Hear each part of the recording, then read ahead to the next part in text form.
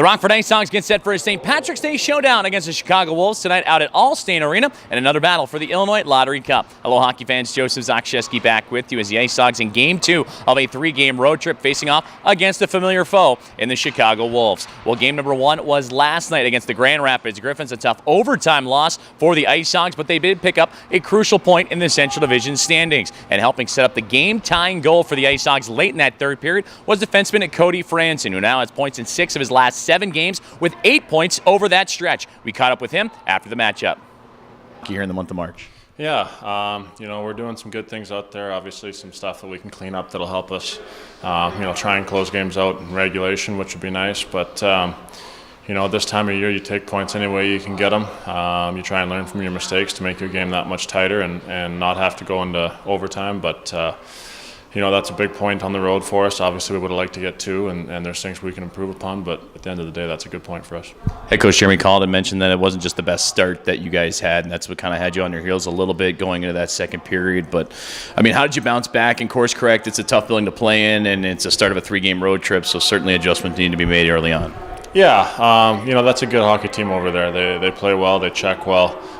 They've got some skill up front that can hurt you if you let it. And when you're not sharp early, you end up being on your heels. Once you start executing, you start evening the playing field a little bit, and that's what we were able to do as the game went on. The details that we focus on in practice, we started getting back to, and that started to open up the ice a little bit for us and creating some zone time for us in their end. And once we started getting some of that going, we had some quality looks and were able to bury a few. With the quality zone time, it all pretty much starts, it seems like, with the defenseman and yourself. You pick up another crucial point now, points in big games here for the Rockford IceHogs during this stretch. What's been working out for that back line to contribute like you have been? We're trying to keep it simple. I think teams are trying to focus on our back end a little bit right now, and they're playing tight to us. So I'm trying to get a little bit creative in terms of how you're choosing your shots and where you're trying to put those. We're getting better at going to the net and screening the goalie and banging away at some junk. And that's been big for us. They're not always going to be pretty points or whatever, but if we can get it down there with some traffic, we give ourselves chances, and that's all we can really try and do. And now focusing ahead to the Chicago Wolves, a team that you just saw last weekend in which you helped set up another overtime contest for the Rockford IceHogs. But, another 2 points on the line. It seems like there's no easy nights coming up here for the IceHogs. No, each point carries a lot of weight right now.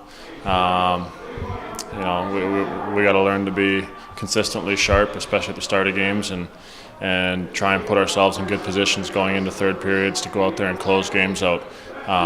For as young a group as we are, I think we're pretty decent in those situations. Obviously, you're always learning, but if we can put ourselves in that type of situation a little more often, I think we'll be in good shape.